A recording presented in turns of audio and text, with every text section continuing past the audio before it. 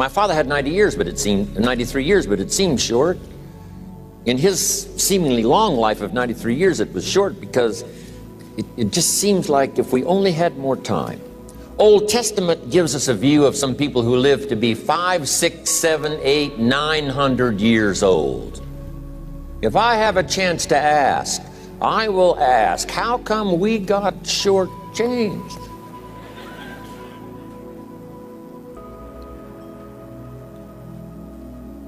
Wouldn't that be a good question if you had a chance to ask?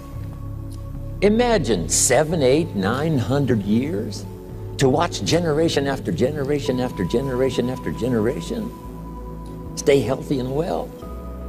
I mean, you gotta be healthy to make it to 900. You gotta take your vitamins.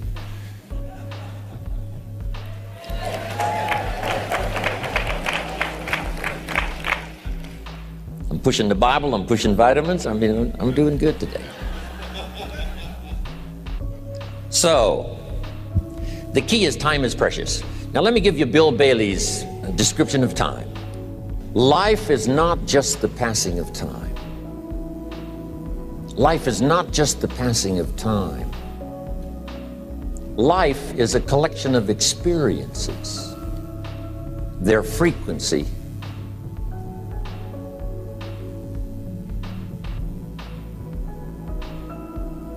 and their intensity.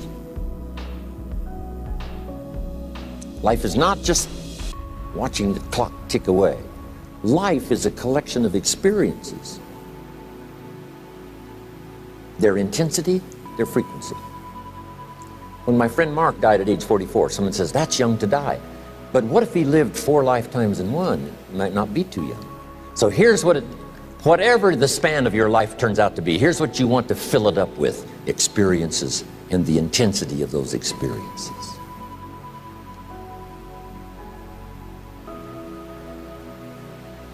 But now let's talk about the management of time. Here's one of the best ones. We covered earlier, when should you start building this hotel? Answer, as soon as you have it finished. Now jot this one down on time management. When should you start the day? As soon as you have it finished. Plan the day the best you can, leaving plenty of room for improvising and surprises and all the stuff that happens during the course of the day. But if you've planned a good, productive day, now you start that day, you can't believe how much more valuable your time will be. Don't start the day until you have it finished. Now here's the next one. Don't start the week until you've had it finished. Now to lay out a week is a pretty good challenge. Next, don't start the month until you have it finished. The places to go and the people to see and the productivity and the sales and the customers and the development and all the rest of what you want to accomplish during the course of 30 days. Don't start the month till it's finished. And then here's the big one. This is really challenging. Don't start the year until you have it finished. To the best of your ability. It can't be finished like minute by minute. But in terms of the sweep of what you want to accomplish in the year 2002, make sure that that's set and ready to go by the time January 1st rolls around. And it might get all upset. It might get torn up and you do a new one. You make so much progress the first 90 days that now you've multiplied it all by 2, by 3. Because that happened to me. I thought, wow, this is going to be a great year. By the time I'd finished the 3rd month, I'm rolling, I'm soaring. So many things are happening, I revised my whole year's plan. Okay. Now, jot this down. Approaches to the management of time. Here's the first one. Ignore the subject. I mean, that's good advice. Don't let anything overly bug you. Because remember now, you don't have to do anything. Someone says, well, I got to get a handle on my time. The answer is no, you don't. If you want to let it all go, you can let it all go. I mean, this is good advice. Somebody says, you ought, you ought, you ought. Jot this down. Ignore all the you oughts or you should. Only if they're giving general information. We should. It's better to say if you're teaching, we should. Not you should, we should. Then you let me listen in without it being too confrontational. If everyone did this, see, that'd be great. And then you give a person a chance to choose to do it or not to do it. But when you start the you ought, now see, if I don't, now see, we got some tension and maybe some problems. So you oughts seem to always create problems. When you're talking to your kids, you say, no, if kids would do this, not always saying if you did this, life would be better, but if kids did this, life would be better. It's like making a little talk and letting them listen in. And then it's a little less confrontational. It gives us a choice.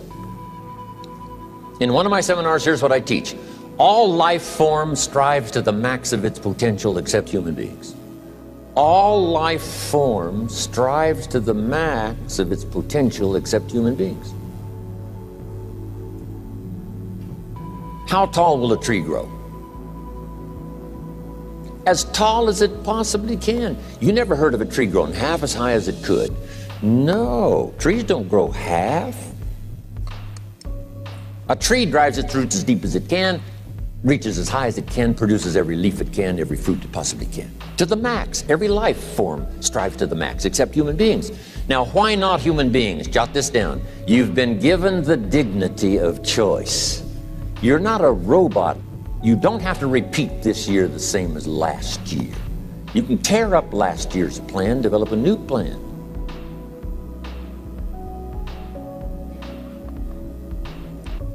So, the dignity of being a human being. Now, here's the choice on being a human being. To be part of all we were meant to be, or to be all. To strive for all, or half, or part, or some. The choice is up to you. To develop one skill or 10 skills. Someone says, well, I'd be happy with just one more language. Well, some say, hey, I'm going to learn 6 or 7. And this is all a matter of choice. And when someone says, no, you ought to learn 4, you've got to resist all that. Because this is personal dignity. And you don't want to destroy someone's dignity by doing all the oughts, and they feel reluctant to do it. Now we've got problems. So if you want to, just ignore this subject on time management. Now here's the next one. Step down to something easier.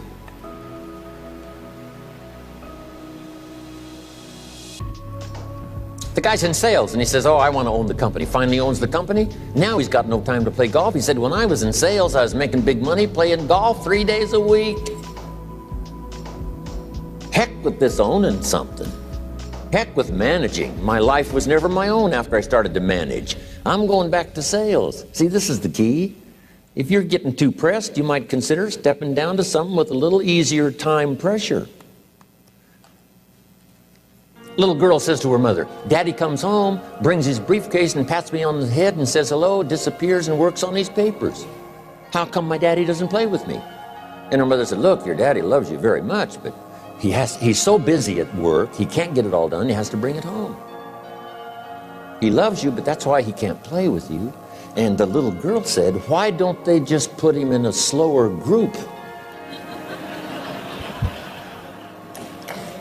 So, jot this down now. If you don't have time for your kids, you might consider joining a slower group. Remember when I said some things I went for cost me too much? So reconsider. Next key to time management, and that's work longer and harder. But see, there's a limit to that. I almost lost my health the first year. I went so crazy about personal development and achievement. I just went bonkers. You know, I told you I was skinny, but at the end of that first year, I was a walking shadow. And then it suddenly occurred to me, what if I got rich and too ill to spend it? I mean, that was a shocker. So I started, developing a little more reasonable. Because I said, if 12 hours won't do it, I'll work 14. If that won't do it, I'll work 18. I mean, how many hours it takes. And sure enough, it cost me too much. So see, working longer and harder for some might be appropriate. If you're just sitting around not doing that much, this might be good, work longer and harder. But you can only work so hard. Here's the key, not to work harder, but smarter. When you've worked as hard as you can, doing the best you can in terms of physical output in the time, reasonable time. Now here's the ultimate in the management of time, and that is you simply become more skillful. When I first got into sales, You know, I was around people that could get, 9 out of 10, 8 out of 10. And when I first started, I could only get 1 out of 10. But here's what I did. I worked around the clock, so that I would make up in numbers what I lacked in skill. That's good in sales. You got to jot that down. When you're new, you make up in numbers what you lack in skill. Now, when you become more skillful, the numbers can go down because now your persuasive ability and all of that is now so high that you don't need to put as many numbers out. But at first, if you want to compete or if you want to really get good, you've got to put in the numbers. But if you get more from yourself, develop more of yourself, now the time management becomes an easier task. Now here's the next thing. Either you run the project or it runs you. I've found out when you start something, at first you're in charge. All of a sudden, a year later, it's in charge. Some of the companies I started, I'm telling you, I'm in control. A couple of years later, I'm out of control. At first, I've got it on the run. 2 years later, it's got me on the run. Haven't got enough time. I'm dizzy with trying to get it all done. So here's part of the key, and that's to get in charge. Say, I'm going to take charge of my health. One of my albums is entitled, Take Charge of Your Life. Take charge of your time. Take charge of your resources, which we're going to talk about next. Take charge of your health. You're the one that's responsible for it. It's not a requirement of society that you not have a heart attack and take care of your family. That's not a requirement of society, but you must make it a requirement of yourself. Society doesn't require that you build a financial wall around your family nothing can get through. That's not a requirement of society. It's a requirement you impose on yourself to build a financial wall around your family nothing can get through. So impose on yourself this self-development of being in charge, taking charge of your life and your health and your future and your responsibilities and all the rest. Next, reasonable time is enough time to achieve all of your goals. Just jot that down. Reasonable time is enough time. I had to learn that. Reasonable time is enough time. Here's why. It's not the hours you put in, it's what you put in the hours. If you start depositing greater ideas into the hours you've got later than now, I'm telling you, later you can't believe the productivity that will flow. The ideas you can't think of now, a year from now, they'll start to flow. And when you deposit those ideas in the hours you've got, productivity multiplies by 2, 3, 5, 10. Next, time management essential. We've already covered the first one, a written set of goals. And then do priorities on your goals. What's important this week? What's important this month? Here's the next one. Often review. Just go over your goals to make sure that your list is working for you. It's got you inspired. It's got you turned on.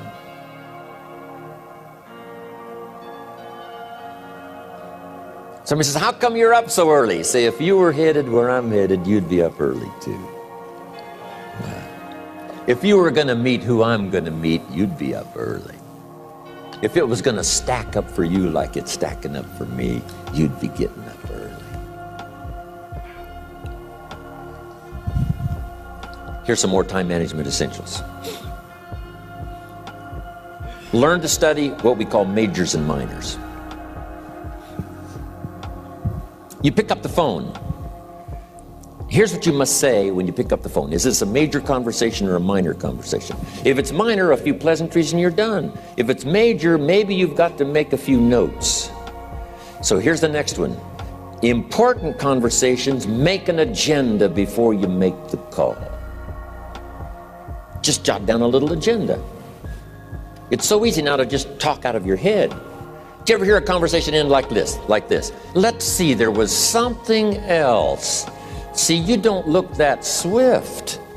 I can't think of it right now. I'll call you back. See, you look a little incompetent. Let's see, there was something.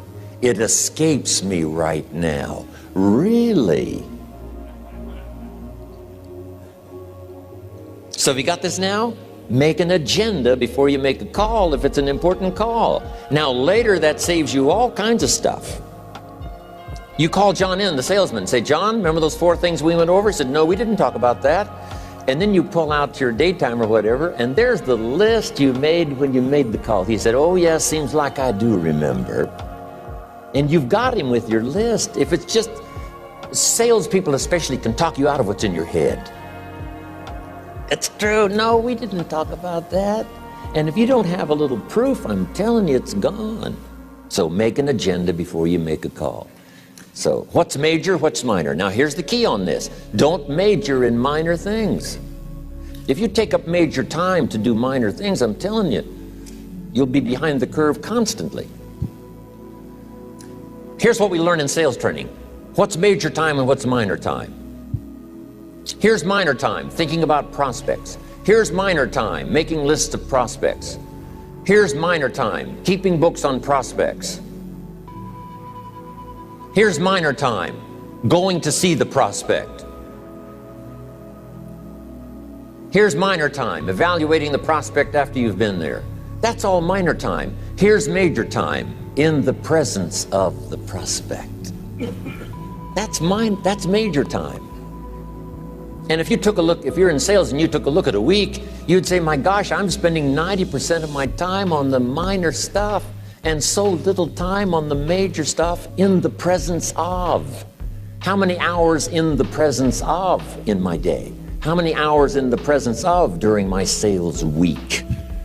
Because the time that really counts is in the presence of. Majors and minors. Here's another key time management essential. Don't mistake movement for achievement. It's easy to get faked out by being busy. Guy comes home at night all exhausted, falls in the chair and says, oh, I've been going. Here's the big question, doing what? It's not the going. Some people are going, and they're doing figure eights. Their progress is small. So don't mistake movement for achievement. Here's another one in sales we learned. Don't mistake courtesy for consent. If somebody's pleasant and they nod, you say, oh, they're going to buy. No, they're courteous. You can't mistake courtesy for consent.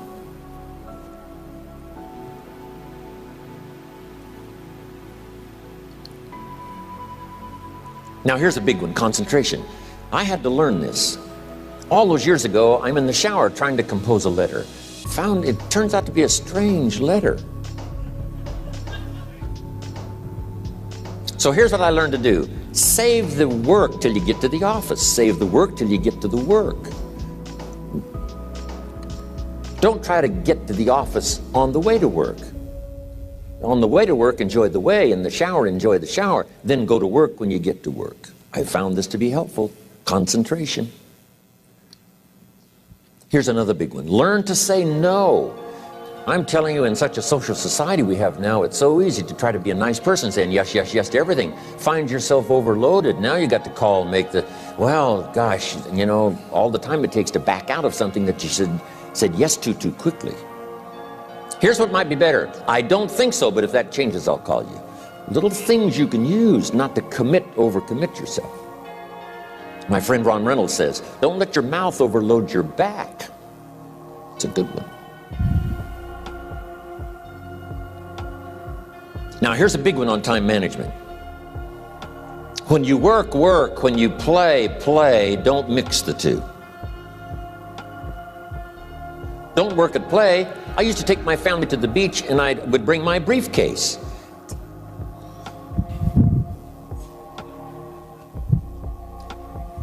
I learned not to do that. Or at the beach, I'm saying I should be at the office. Now my family's upset because I'm at the beach and I'm thinking office. Now when I'm at the office, I'm thinking what? I got to get my family to the beach.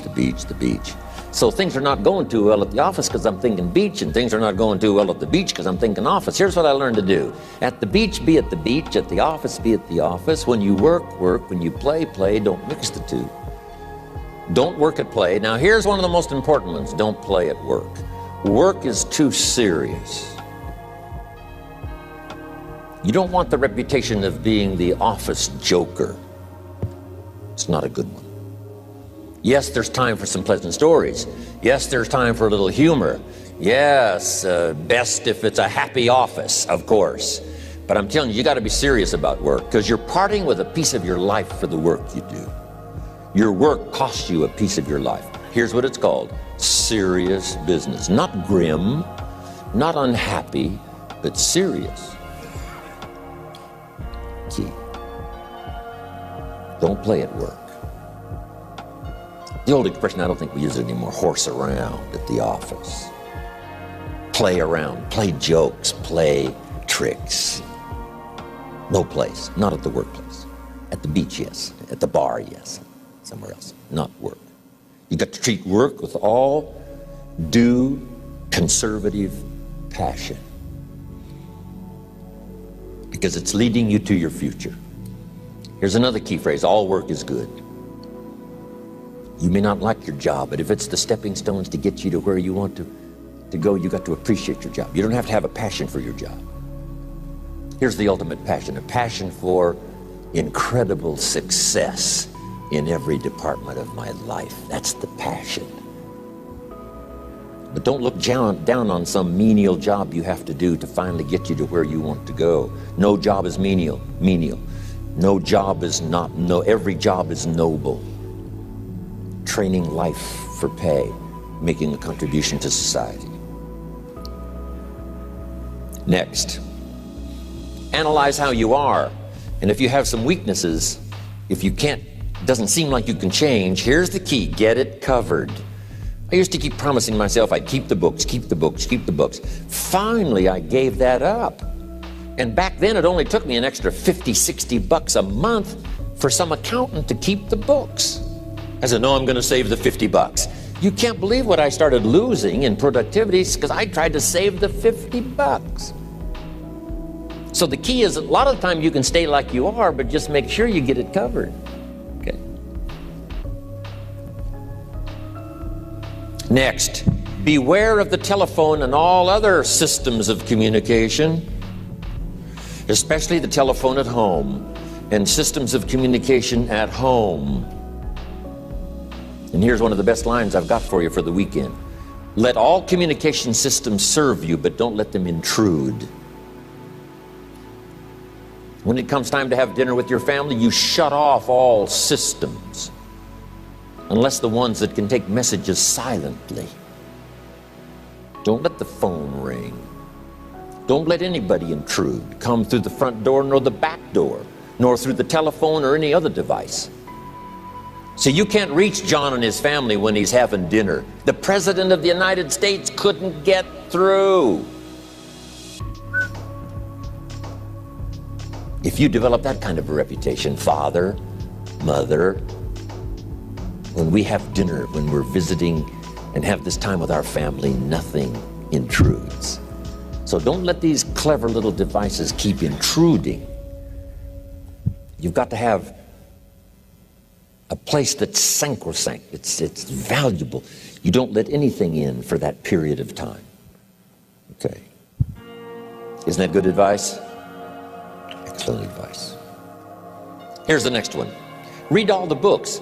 You know, I've only got a few notes here on time management, but if you've got some particular challenges, you run a big organization, a big corporation, you've got some challenges, there's plenty of books. Now, here's what's next. Just be more alert to the things that might be stealing your time. Here's why. Time is like capital. You can't let someone steal your seed corn, you can't let someone steal your capital, and you can't let someone steal your time. You must designate your time, and some of the time that you designate, you must not let anyone steal. Casual time, you might let someone intrude and steal a little bit and take a little bit, but not serious time. Key. Next, one of the great time management savers is to learn to ask questions up front. Sometimes you talk to somebody for an hour, and then you ask questions and find out if you would have asked those questions up front, you could have saved yourself an hour. Asking questions up front helps you to get to the problem now. But if you just launch into some discourse, you might waste 30 minutes, waste an hour, when here's what you should have been talking about. After you finished an hour, you say, John, what's really the problem? He said, well, it's something personal. See, that's what you should have been talking about this whole hour. Key. Next, learn to think on paper. Now we're going to take a break. Some ways to think on paper. One, we've covered one. Solving problems. Take it out of your head and put it on paper. Another one is setting goals. Making these lists we've already started. Here's another good way to think on paper. It's a projects book. Each person you're working with and each project you're working on, get a loose leaf binder and a tab and some pieces of paper behind the tab, and do a little continual summary of how it's going between you and that person and between you and that project. I call it a projects book. It is so useful to me. But what's going on between you and this person? When you last got together, what did you talk about? And you got a few notes there. Here's what we talked about the last time we got together. Now when you get together again, you can review that so you'll know better what to talk about. When the president gets ready to travel and he's going to meet some important people, guess what they bring him? All these briefing books. Right? The last time you were with Khrushchev, Kennedy is informed. Here's what he said and here's what you said. Kennedy said, oh, that's valuable. I need to remember that. If a person is important, it's worth a little running account. You might even have a projects book for your children. Here's what's happening between me and my child. We've talked about this, and we've talked about this, and we've talked about this. Next, a day timer. Keeping track of all of your appointments. You know, mine is all filled with, when to catch an airplane, and when to do a seminar, and when to sit down and have a conference, all the rest. Next is a game plan. If you've got a house and the insurance is going to come due and some other things are going to come due, you just put it on a spreadsheet and make sure it's taken care of. Key phrase, take things out of your head and put them on paper. And the key is to just experiment with different ways that helps you to do that. Now here's the last one, thinking on paper, and that's to keep a journal. One of the things I'm known for around the world, have been now for 39, 40 years, is keeping a journal. Now my journal is not it's not necessarily it's not like a diary. It might be part diary. I'm flying over Ireland and I write down a few little things that impress me. Today I met this person. Wow, what an extraordinary event. Today I conducted this seminar in Rome. 1,000 people stood up and sang for me. I've got a little bit of a diary in there. But here's what primarily your journal is for: collecting good ideas. A journal is to collect good ideas on your health, good ideas for your business, good ideas for your future, good ideas for time management.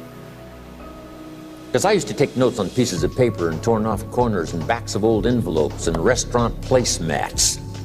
And I threw all this stuff in a drawer. It did not serve me well. I finally learned to get a bound copy, right? And just keep a journal, right? If I was here, I had my journal, I'd be taking notes, right? These 2 days in my journal. Now, if you're caught without your journal, you just take the notes when you get back home. You put those notes in your journal, throw the paper away. Because we don't usually go through paper to review. But see, my journals now make up a significant part of my own library.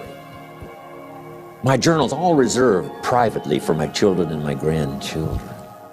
Can you imagine what I've collected over the years? It's unbelievable. There are 3 treasures to leave behind. I think you've already got those notes, right? Here they are. Number 1, your pictures. Don't leave the event unrecorded. It takes only a fraction of a second to say, here's who I was with.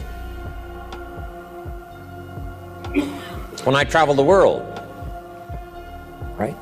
We take all these pictures. And here's one of the gifts. People send me the pictures they took of me and them. It's part of the treasures I have on the farm. Incredible. A picture's worth 1,000 words to describe the scene, the emotion, what happened. Say, wow, this was an extraordinary day for me when I met these people. Here's what they told me happened to them when they went to my seminar 10 years ago. Wow, the drama comes back if you've taken the pictures. It's one of the treasures to leave behind when you go. Remember the old photographs that we have now of, 100 years ago, 70, 80 years ago, just a few photographs? What would it be like if you had thousands of photographs of the past, of your history, your mother, your father, grandparents? So change all of that now for your children. Leave all your photographs as a record. Here's what's next to leave behind, and that's your library. The books that changed your life, the books that changed your health, the books that rescued you from oblivion, the books that you passed on to other people, they were so exciting for you, the books that made you financially independent, the books that developed your leadership, the books that gave you wisdom to ponder when things were tough, the books that got you through the winter, the books that helped you to plant in the spring and harvest in the fall. What a treasure to leave behind. If you do that, here's what's for sure. Your books will be more valuable than your furniture. Wow. Now, the third treasure to leave behind is your journals. The notes you took that helped you to live life as you lived it. Long after you're gone, a treasure that children, grandchildren, great-grandchildren will find so fascinating.